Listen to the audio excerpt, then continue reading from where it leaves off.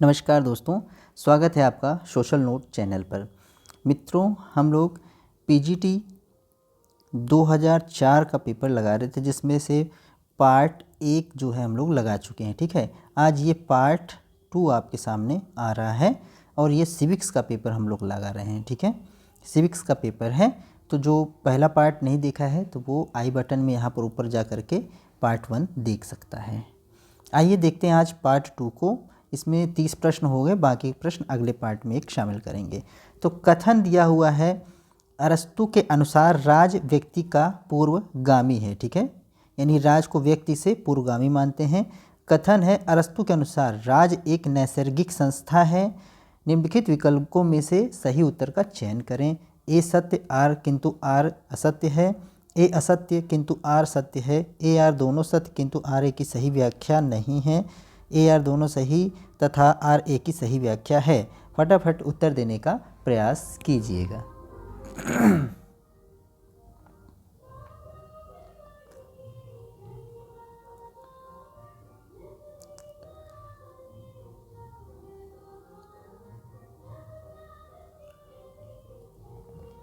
चलिए, बिल्कुल ठीक है। तो यहाँ पर अरस्तु के अनुसार राज व्यक्ति का पूर्वगामी है, ये भी ठीक है। और अरस्तु के अनुसार राज एक नैसर्गिक संस्था है, ठीक है, ये भी ठीक है।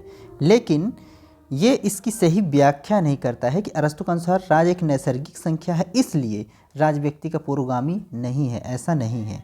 ठीक है, ये अलग चीज़ है, ये अलग चीज़ है। ठीक है, तो यहाँ पर ऑप्शन सी राइट हो जाएगा।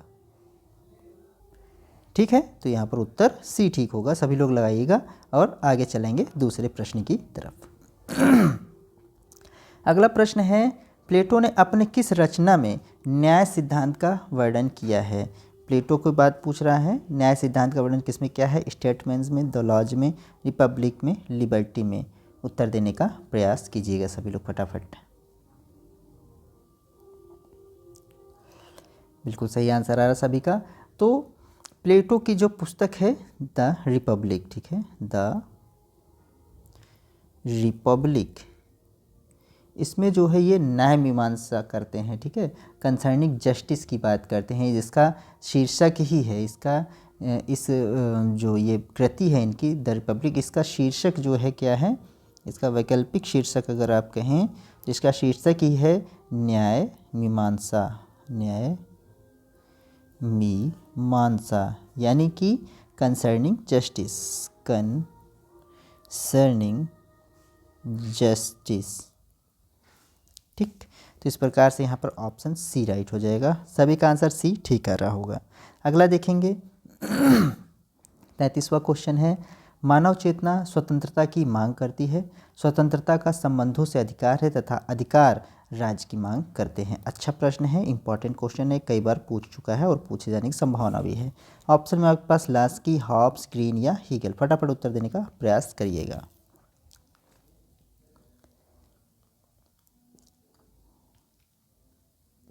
चलिए, बिल्कुल ठीक उत्तर आ रहा होगा सभी का।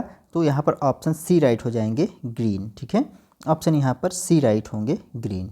टीएच ग्रीन जो है क्या कहते हैं कि मानव चेतना स्वतंत्रता की मांग करता है, स्वतंत्रता का संबंध अधिकारों से है तथा अधिकार राज्य की मांग करते हैं। ठीक, अगला देखिएगा 34वां क्वेश्चन, जहाँ कानून नहीं होता वहाँ स्वतंत्रता नहीं होती, यह कथन किसका है? लॉक, मैकाइवर, ऑस्टिन या लास्की। उत्तर देने का प्रयास कीजिएगा। पूछ रहा है, ये भी अच्छा क्वेश्चन है, इंपॉर्टेंट क्वेश्चन रहेगा आपके लिए। जहाँ कानून नहीं वहाँ स्वतंत्रता नहीं, जहाँ कानून नहीं वहाँ स्वतंत्रता नहीं। बताइए कौन बोलता है? 34 का आंसर। चलिए, सभी का उत्तर क्या आ रहा है? लॉक। ठीक है, ऑप्शन ए राइट हो जाएगा, जॉन लॉक। ठीक है, आंसर ए सभी का आ रहा होगा, जॉन लॉक। ठीक है, और लॉक को उदारवाद का जनक भी कहा जाता है, उदारवाद का जनक भी माना जाता है। ठीक है ना, ऑप्शन ए राइट। अगला देखिएगा, नेक्स्ट क्वेश्चन है, निम्नलिखित में से किसके अनुसार शक्तिशाली का हित ही न्याय है? इंपॉर्टेंट क्वेश्चन, कई बार पूछता है और सबको आता है। अच्छा प्रश्न, अरस्तु, प्लेटो, थ्रेसिमिकस, मैकियावेली। शक्तिशाली ही हित का न्याय है। न्याय के बारे में अपनी ये परिभाषा कौन देता है कि शक्तिशाली का हित, शक्तिशाली का हित न्याय। चलिए बिल्कुल ठीक आ रहा है सभी का उत्तर। तो यहाँ पर हो जाएंगे थ्रेसीमेकस, ऑप्शन सी राइट हो जाएगा, ठीक है ना। थ्रेसीमेकस कहते हैं कि शक्तिशाली का हित ही न्याय होता है, ठीक। और अगला देखेंगे 36वां प्रश्न है, निम्नलिखित में से कौन लोकतंत्र एवं तानाशाही, लोकतंत्र और तानाशाही दोनों का दार्शनिक माना जाता है? बताइए, प्लेटो, हॉब्स, रूसो, ग्रीन। तानाशाही या, चलिए फटाफट आंसर देंगे।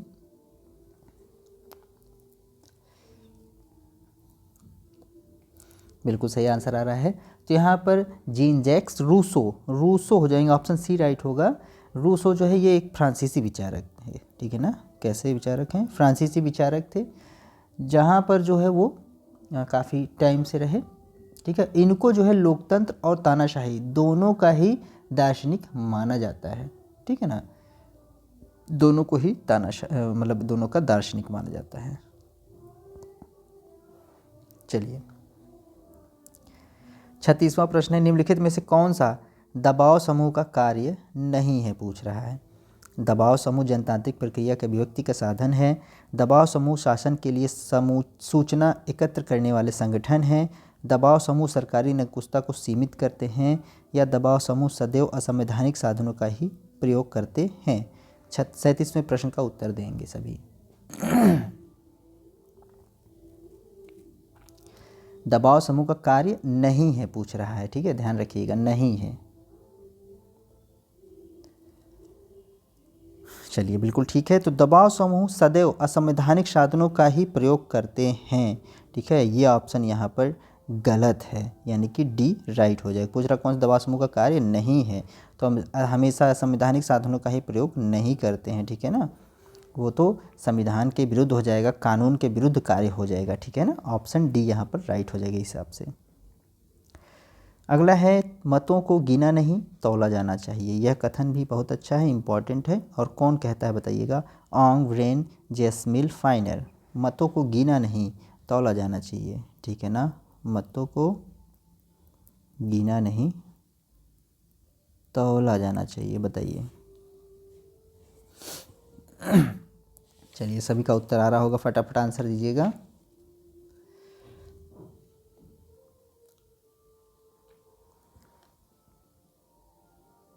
चलिए बिल्कुल ठीक है। तो यहाँ पर जेएस मिल हो जाएंगे, सभी को उत्तर ऑप्शन सी आ रहा होगा, ठीक है ना।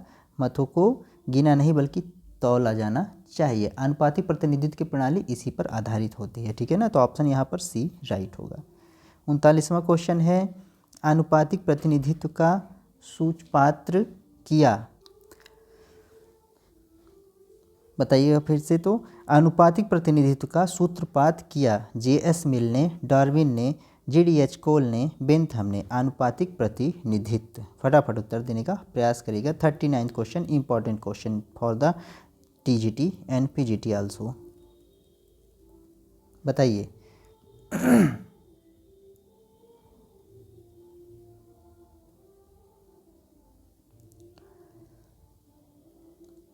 चलिए बिल्कुल जेएस मिल ने, ठीक है, ऑप्शन ए राइट हो जाएगा। सभी आंसर दे रहे होंगे।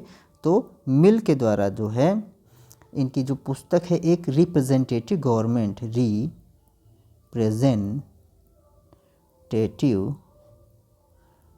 गवर्नमेंट, ठीक है, इसी में जो है ये अपना अनुपातिक प्रतिनिधित्व की प्रणाली का विचार देते हैं, ठीक है। यानी कि प्रतिनिधियात्मक शासन के बारे में अपने विचार इसी में ये देते हैं मिल के द्वारा। ऑप्शन यहाँ पर ए राइट हो जाएगा। बहुत ही अच्छा इंपॉर्टेंट क्वेश्चन है, ठीक है। अगला देखा जाएगा 40वां प्रश्न है, कह रहा है कि डॉक्टर अंबेडकर के संबंध में कौन सा कथन गलत है? डॉक्टर अंबेडकर को आधुनिक भारत का मनु कहा जाता है। उन्होंने कांग्रेस और गांधी के अछूतों के लिए क्या किया? ज्ञान गंगा की वे असीम थाती ही लगते हैं। संवैधानिक साधनों में उनकी कोई रुचि नहीं थी। बताइए।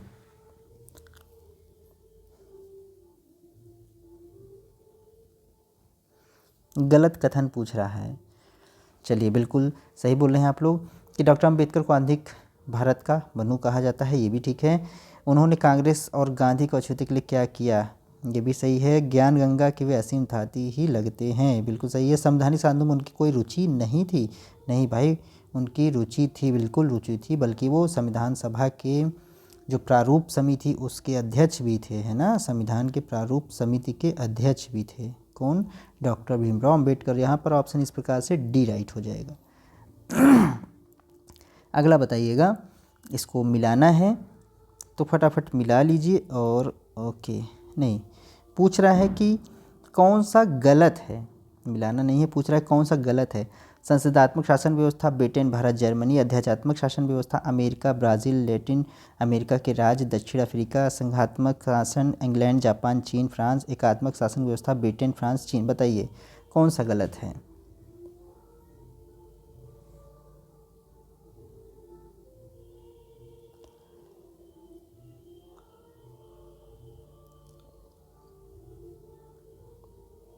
चलिए, बिल्कुल सही आ रहा है। ऑप्शन सी यहाँ पर जो है गलत हो जाएगा। संघात्मक शासन आपका जो है कहाँ कहाँ पर है, तो संघात्मक शासन व्यवस्था आपका जैसे अमेरिका है, यूएसए, इंडिया हो गया, ठीक है, और कनाडा, और हो गया ऑस्ट्रेलिया, ठीक, इन जगह पर है। बाकी चीन, फ्रांस, इन सब जगह जो है क्या है, एकात्मक शासन व्यवस्था है, ठीक, इसलिए ये गलत हो जाएगा। तो यहाँ पर सी ऑप्शन राइट होगा, ये गलत है। अगला देखेंगे, 42वां प्रश्न है, शक्ति की राजनीति, लोक कल्याण की राजनीति, तकनीक की राजनीति तथा दलीय राजनीति की प्रवृत्ति केंद्रीकरण की प्रवृत्ति का मुख्य कारण सही है। कौन कहता है? Professor C F Strong, professor K C Wheare, professor Laski या जेम्स ब्राइस। 42वें प्रश्न का उत्तर देने का प्रयास कीजिएगा।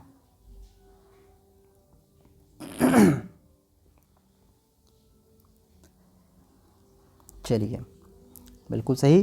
तो यहाँ पर केसी, प्रोफेसर केसी वियर हो जाएंगे। उत्तर यहाँ पर बी राइट हो जाएगा, बी, ठीक है। अगला देखा जाए, 43वां प्रश्न है, किंतु प्रत्येक व्यक्ति जानता है कि संसद राजा को ऑस्टिनवादी अर्थ में प्रभुसत्ता संपन्न संस्था समझना असंगत है। यह किसका कथन है? डायसी, लास्की, मेटलैंड या लॉर्ड ब्राइस का। उत्तर देने का प्रयास करिए।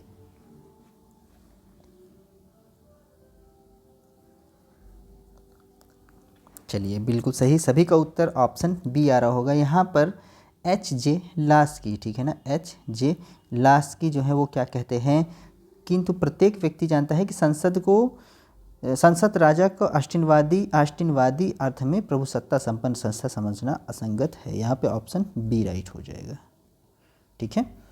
अगला देखा जाए, अब ये है सुमेलित करना है सूची ए को सूची दे से। मैं इसको थोड़ा छोटा कर देता हूँ और आपको ताकि दिखे। ये है आपके सामने जो है सूची 1 और सूची 2। फटाफट इसको मिलाने का प्रयास कीजिएगा। लिखा है जयप्रकाश नारायण, डॉक्टर लोहिया, जवाहरलाल नेहरू, जे.एस. मिल।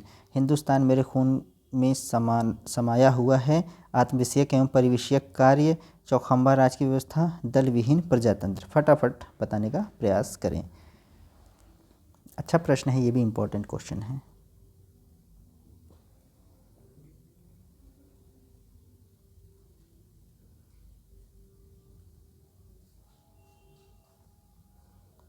चलिए मिलाते हैं। तो यहाँ पर जयप्रकाश नारायण ये दल विहीन राजनीति प्रजातंत्र से जुड़े हुए हैं, ठीक है, और डॉक्टर लोहिया ये चौखंबा राज की व्यवस्था से जुड़े हुए हैं।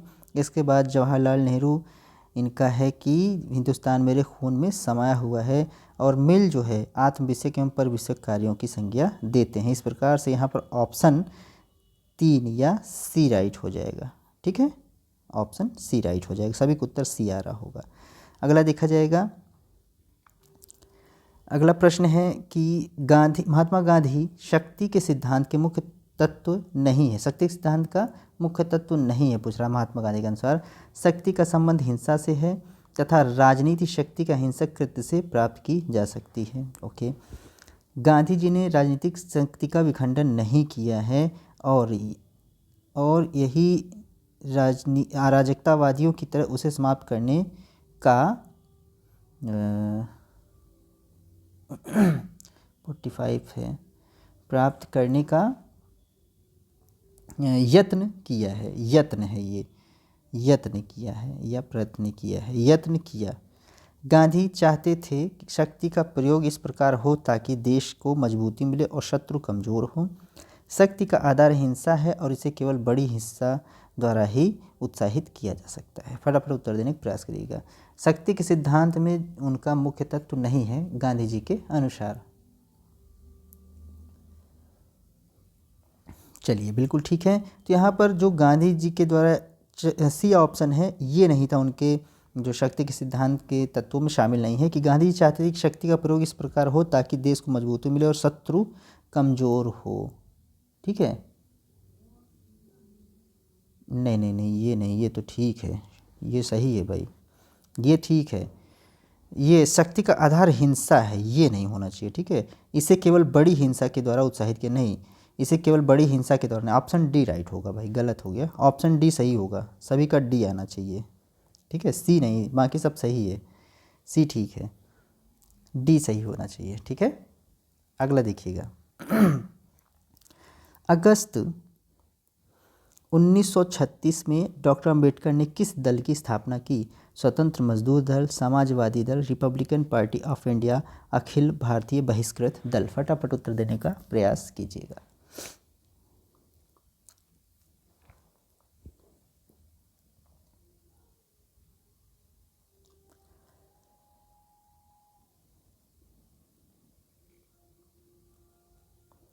चलिए बिल्कुल ठीक उत्तर आ रहा है। तो स्वतंत्र मजदूर दल ये जो है 1936 में डॉक्टर अंबेडकर जी द्वारा जो है स्थापित किया गया, इसकी स्थापना की गई।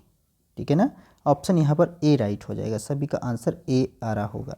अगला देखेंगे, करो या मरो इसका नारा, ये नारा कौन दिया? सुभाष चंद्र बोस, महात्मा गांधी, मोहम्मद अली जिन्ना, सरदार भगत सिंह। बताइए।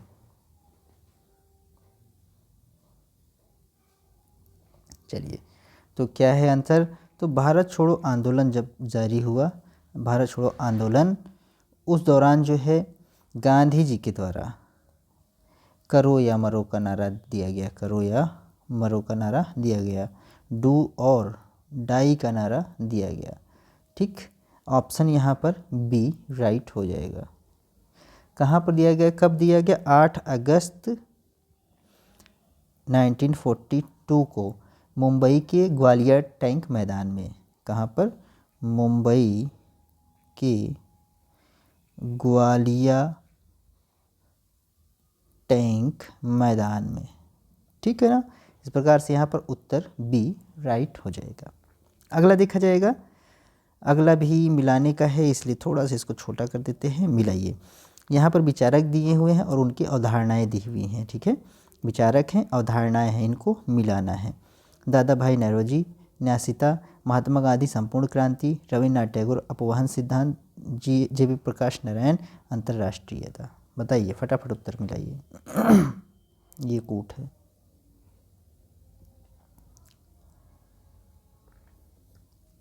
चलिए, दादा भाई नौरोजी जो है ड्रेन थ्योरी जो है, अपवहन मतलब कि इसको ड्रेन सिद्धांत भी कहते हैं, ड्रेन थ्योरी।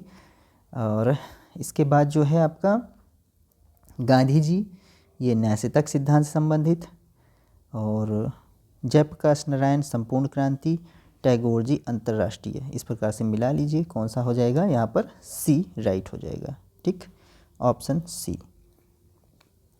अगला देखिएगा, 49वां प्रश्न है, कांग्रेस समाजवादी दल की स्थापना कब हुई? कांग्रेस समाजवादी दल की स्थापना कब हुई? 1921, 1934, 1955, 1967। बताएं, कांग्रेस समाजवादी दल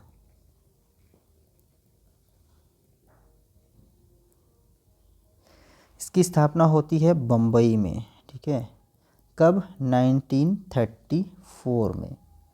ठीक है, किसके किसके द्वारा? तो इसमें थे शामिल आचार्य नरेंद्र देव। कौन कौन शामिल थे? आचार्य नरेंद्र देव और जयप्रकाश नारायण द्वारा, जय प्रकाश नारायण के द्वारा। ठीक है, कौन कौन शामिल था यहाँ पर? तो आचार्य नरेंद्र देव और जयप्रकाश नारायण के द्वारा। कहाँ पर हुआ? बम्बई में 1934 में। तो इस प्रकार से आंसर यहाँ पर बी राइट हो जाएगा। ठीक, उत्तर बी सही हो जाएगा 1934 में। अगला देखिएगा, निम्नलिखित में से किस विचारक ने संपूर्ण क्रांति का विचार प्रस्तुत किया? आचार्य नरेंद्र देव, राम मनोहर लोहिया, डॉक्टर भीमराव अम्बेडकर, जयप्रकाश नारायण। बताइए।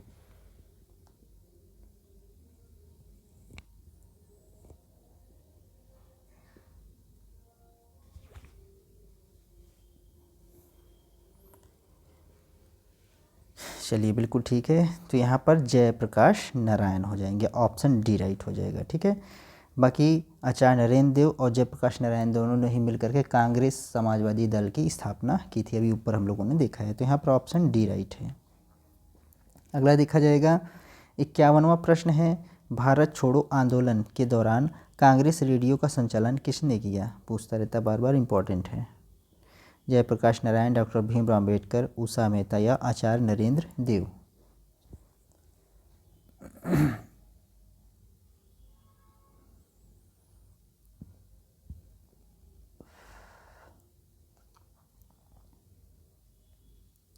बिल्कुल सही है, तो यहाँ पर ऑप्शन सी राइट हो जाएगा, उषा मेहता। ठीक है, उत्तर यहाँ पर सी राइट है। अगला देखिएगा, 52वां प्रश्न है, पंचशील का सिद्धांत किससे संबंधित है? पंचशील, महात्मा गांधी, जवाहरलाल नेहरू, जयप्रकाश नारायण या विवेकानंद। फटाफट उत्तर देने का प्रयास कीजिएगा। चलिए उत्तर देने का प्रयास करिएगा फटाफट। तो बिल्कुल ठीक आंसर दे रहे हैं आप लोग। तो पंचशील के सिद्धांत से जो है इसमें आपके जवाहरलाल नेहरू संबंधित हैं। ठीक है, ऑप्शन यहाँ पर बी सभी का ठीक होगा। अगला देखा जाए, फ्रांस की राज्य क्रांति का स्वरूप क्या था? ठीक है, बुर्जुआ, मध्यम वर्ग, सर्वहारा, समाजवादी या नव लोकतांत्रिक। 53वां प्रश्न, अच्छा प्रश्न, फटाफट उत्तर देने का प्रयास करिएगा सभी लोग।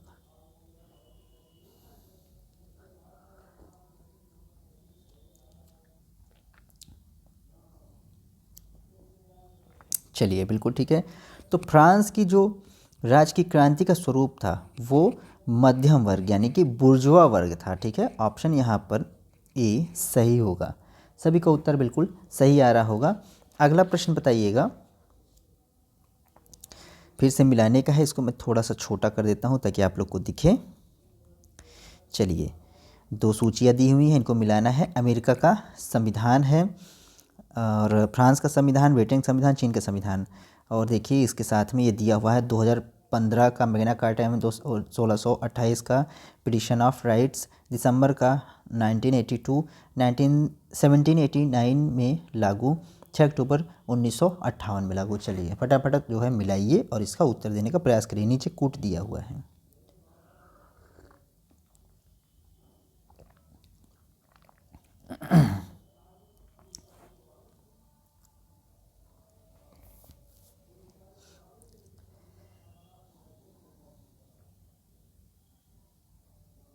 चलिए दोस्तों मिलाते हैं।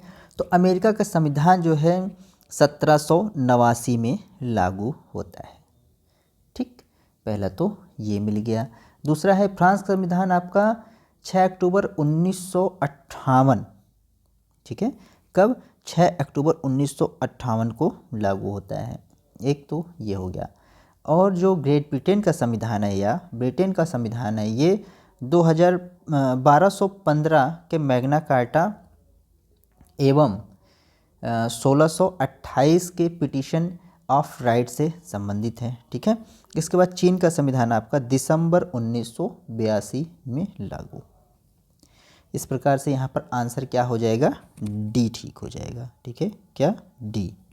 सभी लोग मिला लिए होंगे।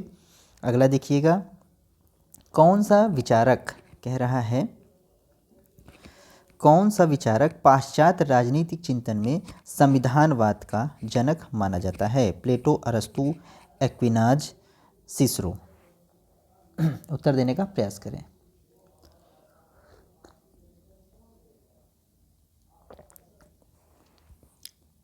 बिल्कुल सही उत्तर आ रहा है दोस्तों। तो पाश्चात्य राजनीतिक चिंतन में संविधानवाद का जनक किसको बोलते हैं? तो संविधानवाद के जनक कौन है? अरस्तु, ठीक है ना, अरस्तु या एरिस्टोटल। ऑप्शन यहाँ पर बी राइट होगा। अरस्तु किसके जो है शिष्य थे? तो ये जो है आपके प्लेटो के शिष्य थे, ठीक है। अगला देखिएगा, संविधानवाद होता है कठोर, गतिशील, स्थायी, अपरिवर्तनशील, बताएं। 56वां प्रश्न है, आंसर दीजिएगा। तो दोस्तों समझते हैं, ये एक आधुनिक अवधारणा है। जो संविधानवाद या कॉन्स्टिट्यूशनलिज्म है, ये एक कैसी अवधारणा है? तो ये आधुनिक अवधारणा है, ठीक है ना, आधुनिक अवधारणा है, जिसमें ये होता है कि राजनीतिक व्यवस्था नियमों तथा विनियमों द्वारा संचालित हो। मतलब कि राजनीतिक व्यवस्था जो है नियमों द्वारा संचालित हो एक तरीके से, या कानून द्वारा संचालित हो। राजनीतिक व्यवस्था जो है कानून या नियमों के द्वारा चलता रहे, ठीक। और यह व्यक्तियों की इच्छा नहीं बल्कि कानून की सर्वोच्चता का प्रतीक होता है। और संविधानवाद एक गतिशील अवधारणा होती है। तो यहाँ पर एक ऑप्शन बी राइट हो जाएगा। संविधानवाद क्या होता है? ये एक गतिशील अवधारणा है, ठीक है ना, ऑप्शन बी यहाँ पर राइट होगा। सभी को उत्तर बिल्कुल ठीक आ रहा होगा और अच्छा प्रश्न भी है ये। अगला देखिएगा, कौन सा विचारक संविधान एवं संविधानवाद में अंतर नहीं मानता है? Blackstone, Lasswell, CF. स्ट्रॉन्ग या के.सी. वीयर। उत्तर देने का प्रयास कीजिएगा। संविधान एवं संविधानवाद में अंतर नहीं मानता है। चलिए, तो बिल्कुल सही उत्तर आ रहा है आप सभी का। तो सी.एफ. Strong, CF. स्ट्रॉन्ग की जो पुस्तक है मॉडर्न पॉलिटिकल कॉन्स्टिट्यूशन, क्या है? मॉडर्न, नोट डाउन करिएगा, मॉडर्न पॉलिटिकल कॉन्स्टिट्यूशन, ठीक है। इसमें इन्होंने संविधान और संविधानवाद में अंतर नहीं किया है, ठीक है। ये जो है इसमें संविधानवाद में अंतर नहीं मानते हैं। तो सी.एफ. स्ट्रॉन्ग यानी कि ऑप्शन सी राइट हो जाएगा, ठीक है। सभी को उत्तर सी आ रहा होगा। अगला देखिएगा, 58वां प्रश्न है, लॉर्ड सभा जब ब्रिटेन के सर्वोच्च न्यायालय के रूप में कार्य करती है तो उस समय हाउस ऑफ लॉर्ड्स में कितने सदस्य कार्यवाही भाग लेते हैं? ठीक है, हाउस ऑफ लॉर्ड्स के सदस्यों की संख्या पूछ रहा है जो कार्यवाही में भाग लेते हैं। सभी सदस्य, सिर्फ वंशानुगत पीयर, सिर्फ कानूनी सदस्य या सिर्फ आध्यात्मिक पीयर? ठीक है, वंशानुगत, आध्यात्मिक या सभी या सिर्फ कानूनी? बताइए, आंसर दीजिएगा। 58।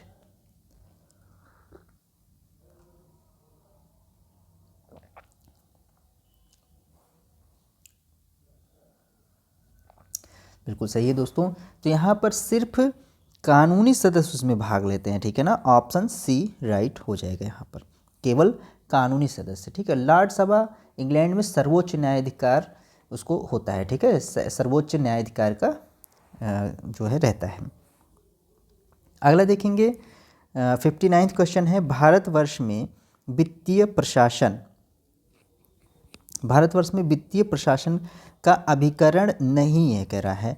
प्रशासनिक व्यवस्था के सर्वोच्च इकाई कार्यपालिका की नियंत्रक व्यवस्थापिका, लेखा परीक्षण और जांच विभाग, वित्त आयोग। वित्तीय प्रशासन का एक अभिकरण नहीं है, भारतवर्ष की बात पूछ रहा है, बताइए।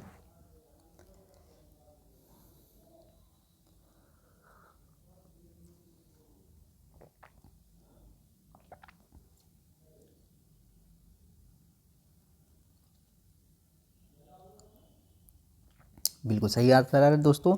तो वित्त आयोग जो है यहाँ पर, वित्त आयोग, ठीक है, ये वित्तीय प्रशासन का अभिकरण नहीं है, ठीक है ना, ये वित्तीय प्रशासन का अभिकरण नहीं है।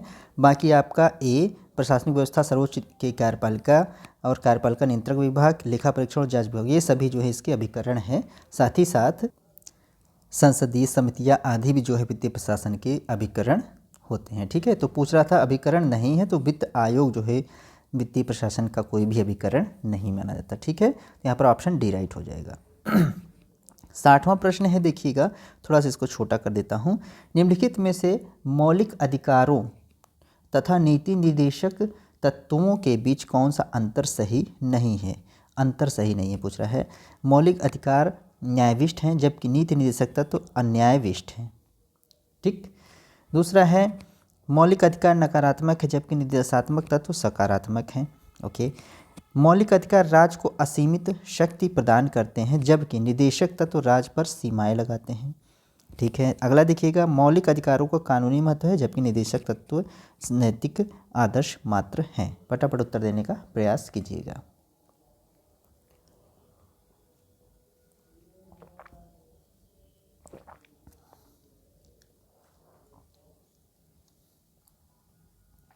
चलिए, बिल्कुल सही आ रहा है सभी का आंसर। तो यहाँ पर ऑप्शन सी जो होगा कि मौलिक अधिकार राज्यों को असीमित शक्ति प्रदान करते हैं, बल्कि मौलिक अधिकार किस प्रकृति के होते हैं, नकारात्मक प्रकृति के होते हैं, और ये राज्य के विरुद्ध एक तरीके से देखा जाए तो प्राप्त होते हैं, राज्य के विरुद्ध प्राप्त होते हैं। ठीक है ना, ये कैसे होते हैं, राज्य के विरुद्ध प्राप्त होते हैं एक तरीके से।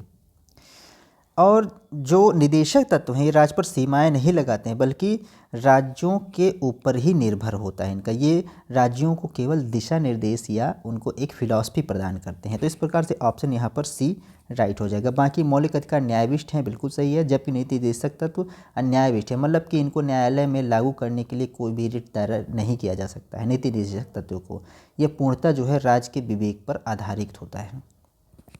दूसरा है मौलिक अधिकार नकारात्मक है जबकि निदेशक तत्व सकारात्मक है, यह भी हमने आपको बता ही दिया।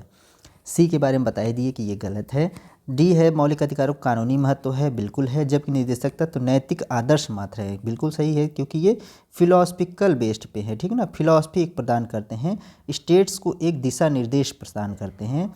ठीक है, एक आदर्श प्रदान करते हैं कि राज्य चाहे तो इसमें से ये फिलॉसफी उठा करके वो चीज़ें लागू कर सकता है। इस प्रकार से यहाँ पर ऑप्शन सी ठीक हो जाएगा।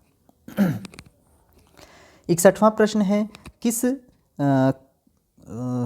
किस कार्यपालिका के हाथ किसने कार्यपालिका के हाथों को कोरे चेक की संज्ञा दी है, बताइए।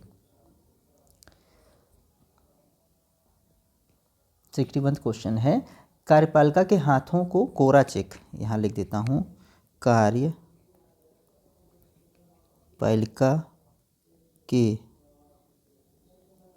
हाथों कोरे चेक की संज्ञा दी, बताइए। ऑप्शन में लेखादान को, प्रत्यानुदान को, अतिरिक्त अनुदान को या अनुपूरक अनुदान को। चलिए, सभी का उत्तर बिल्कुल ठीक आ रहा है। तो यहाँ पर जो अनुदान होता है, ठीक है, प्रत्यानुदान, ऑप्शन बी यहाँ पर राइट हो जाएगा। इसको जो है कार्यपालिका के हाथों कोरे चेक की संज्ञा दी जाती है। ठीक है, ऑप्शन बी यहाँ पर राइट होगा। अगला देखा जाएगा 62वां प्रश्न है, संसद संविधान के किसी भी भाग को संशोधित कर सकती है किंतु यह संविधान के मूलभूत ढांचे को परिवर्तित नहीं कर सकती है। ये बहुत ही इम्पॉर्टेंट जो है पिटिशन है, बहुत ही इम्पॉर्टेंट है। बताइए, भारतीय सर्वोच्च न्यायालय के किस ऐतिहासिकवाद में ये कहा गया, केशवानंद भारतीवाद, गोलकनाथवाद, मिनर्वा मिल्सवाद, मेनका गांधीवाद। बहुत ही वेरी इंपॉर्टेंट है। ठीक है, इसको लगा के रखिए, किसी भी एग्जाम में पूछे जाने की संभावना रहेगी इस प्रश्न की, और किसी भी तरीके से पूछ सकता है। बताइए। चलिए, सभी का उत्तर आने लगा है, बहुत ही बढ़िया। तो यहाँ पर जो केशवानंद भारतीवाद था जो कि 1973 में हुआ, ठीक है, इसमें क्या था, कहते हैं कि संसद संविधान किसी भाग को संशोधित तो कर सकती है किंतु यह संविधान के मूलभूत ढांचे को परिवर्तित नहीं कर सकती है, परिवर्तित नहीं कर सकती। बहुत इंपॉर्टेंट है। ठीक है, ऑप्शन यहाँ पर ए राइट हो जाएगा, ए ऑप्शन राइट है। अगला देखेंगे 63वां प्रश्न है, मंत्रिमंडलीय उत्तरदायित्व के लबादे में नौकरशाही पनपती है, कौन बोलता है। ये भी अच्छा प्रश्न है, टीजीटी के लिए अच्छा है। रैमजे म्योर का, हरमन फाइनर का, मैक्स वेबर का, लास्की का। फटाफट उत्तर देने का प्रयास कीजिएगा।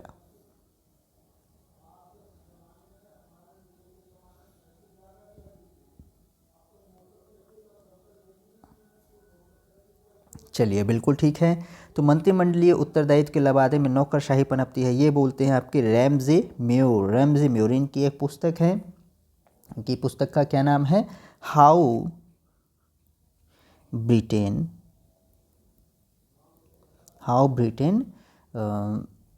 Is governed. ठीक है, हाउ ब्रिटेन इज गवर्नड।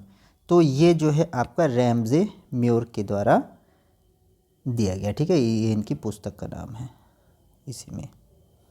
ठीक, अगला देखेंगे सर आइबर जेनिंग्स द्वारा लिखित पुस्तक कौन सी नहीं है? Some characteristic of the Indian constitution, the law of the constitution, modern constitution, cabinet government. बताइए।